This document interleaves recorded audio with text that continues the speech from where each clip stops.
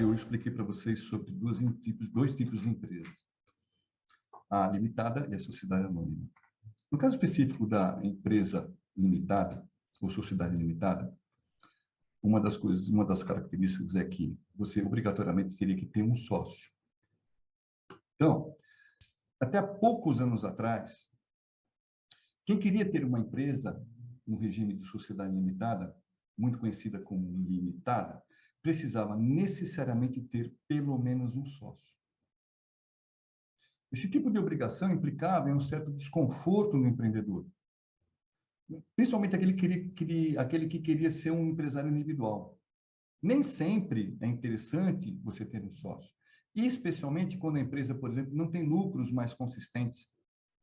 Aí é que entra um outro tipo de regime de uma outra empresa que foi criada numa lei em 2011, a Lei 12.441.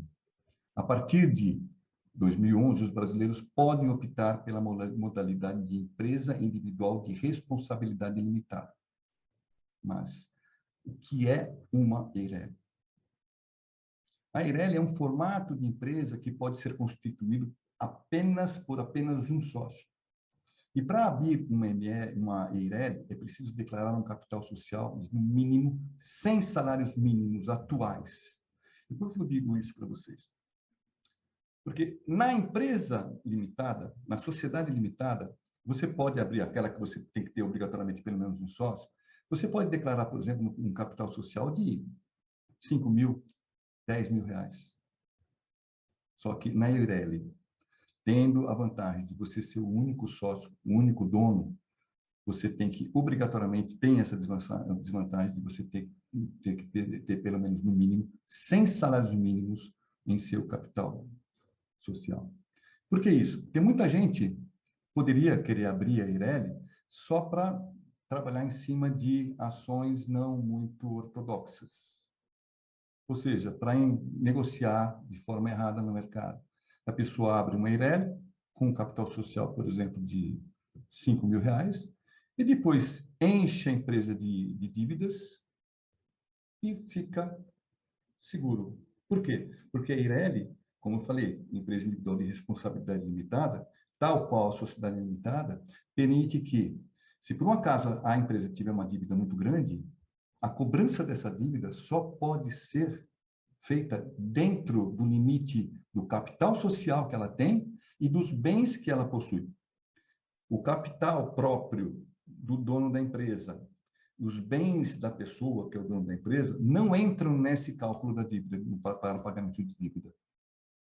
Então, para evitar possíveis negociatas, a lei instituiu um capital social mínimo de 100 salários mínimos. Imagine, um salário mínimo, por exemplo, de R$ 1.000, essa EIRELI tem que ter pelo menos 100 mil reais de capital social.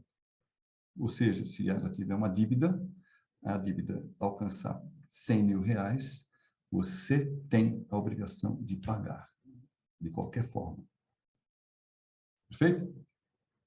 Bom, a diferença entre uma sociedade limitada e uma EIRELI, além do capital, porque a sociedade limitada você pode colocar qualquer capital e a EIRELI tem que ser pelo menos 100 salários mínimos, justamente a diferença é a necessidade de a primeira, né, no caso a limitada, ter pluralidade de sócios.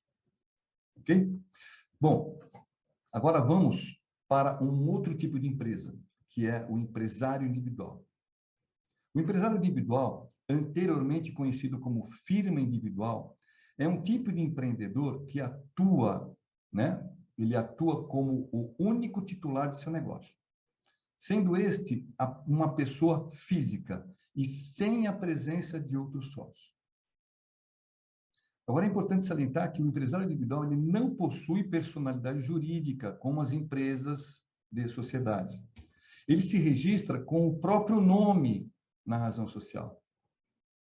E ele tem que ser e esse registro tem que ser formalizado na junta comercial da cidade onde fica a empresa. Agora, perceba bem, as responsabilidades do empresário individual comum não são limitadas, ou seja, o patrimônio e dívidas pessoais ou da organização são os mesmos. Caso você queira essa separação jurídica dos bens da empresa e os bens da pessoa, você tem que requerer, por exemplo, a categoria EIRE. Ok? Bom, e por último, e eu acho que é a mais importante para a gente, é o MEI, microempreendedor individual. Ou seja, o microempreendedor individual é um profissional autônomo. E como é que foi instituída essa lei, esse tipo de empresa? O MEI ele foi instituído pela Lei Complementar 128 de 2008 e foi desenvolvido pelo deputado Antônio Carlos Mendes Tami. Ele é um deputado do PSDB. A Lei Complementar 128 de 2008 modificou a Lei Geral das Micro e Pequenas Empresas. E assim, nessa época, foi criado o microempreendedor individual. E qual é a importância do MEI? A criação do MEI foi extremamente importante para diversos trabalhadores que viviam na informalidade. Por exemplo, vendendo seus salgados em uma barraquinha, vendendo cupcakes de casa em casa, usando, por exemplo, uma bicicleta, ou então prestando serviços na área de tecnologia. Todos esses profissionais recebiam a sua remuneração mensal ou não, fazendo o que a gente chama de bicos.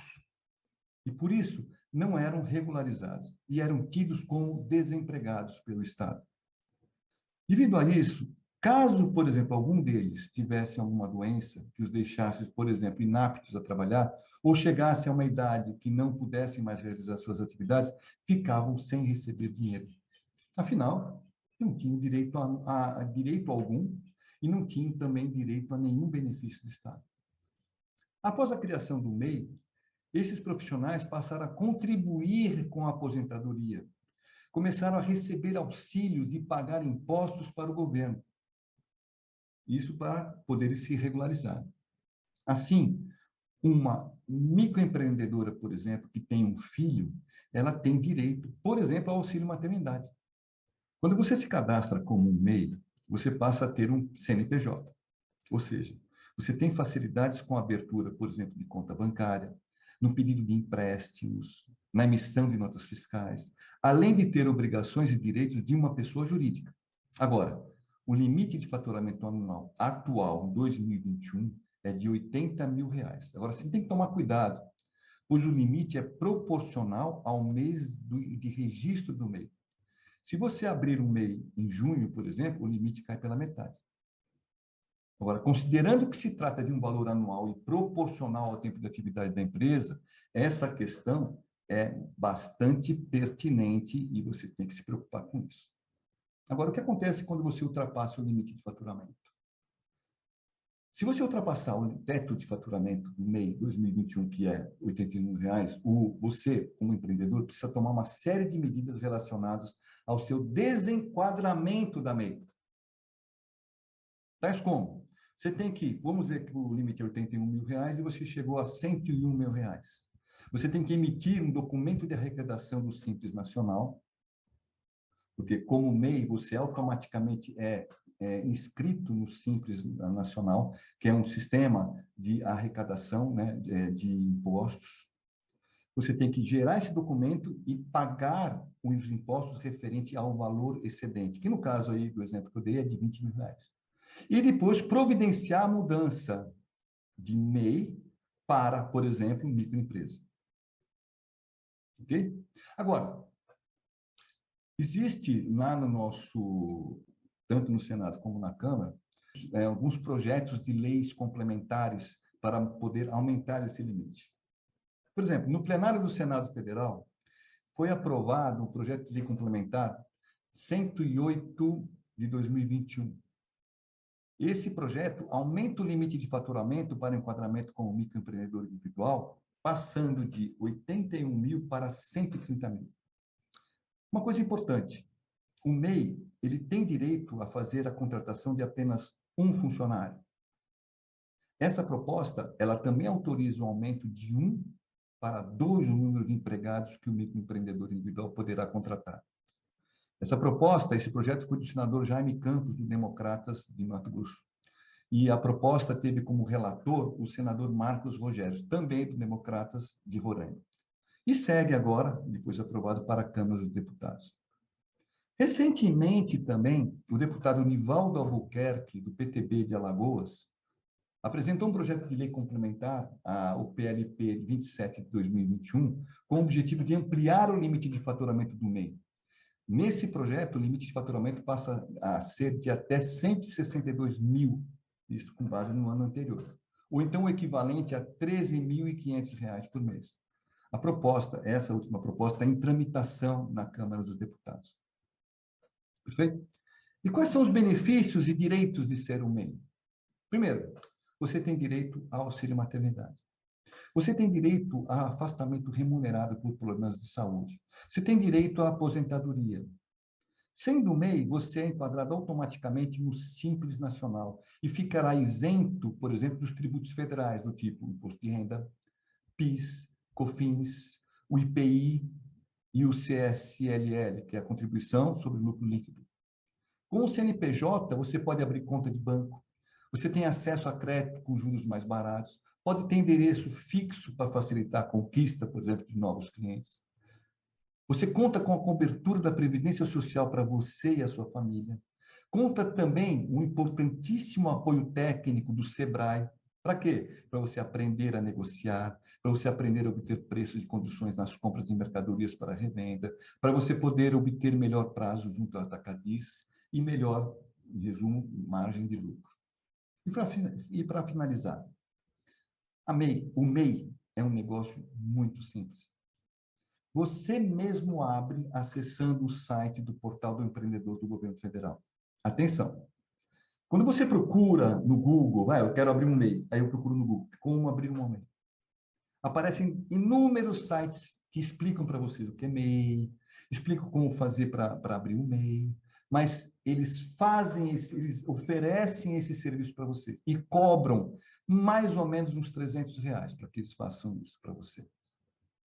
Não faça isso. Você mesmo abre acessando o portal do empreendedor do governo federal e segue basicamente os seguintes passos. Você acessa o portal, lá vai estar lá, quero ser empreendedor, microempreendedor individual. Clica lá no botão. Aí você abre uma outra janela e aí, formalize-se. Você clica nesse banner, nesse card, formalize-se. Aí você tem que informar a conta de acesso ao gov.br.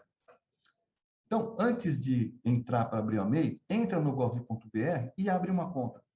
Do mesmo jeito que, por exemplo, você abre a conta no Google, você abre a conta no Gmail, você abre a conta no Hotmail. Da mesma forma, quando você abre uma conta no gov.br, você recebe um login e uma senha. E apresente esse login e senha nesse passo aí para você, enquanto você está se providenciando para abrir um MEI. Depois de informar a conta de acesso ao gov.br, você informa os dados solicitados conforme o caso. Por exemplo, o seu ramo de atividade. Tem uma lista de ramos de atividades. Você pode escolher um ramo principal e vários ramos secundários, ramos de atividades, suas atividades empresariais. Os documentos que você precisa, você tem que ter em mãos.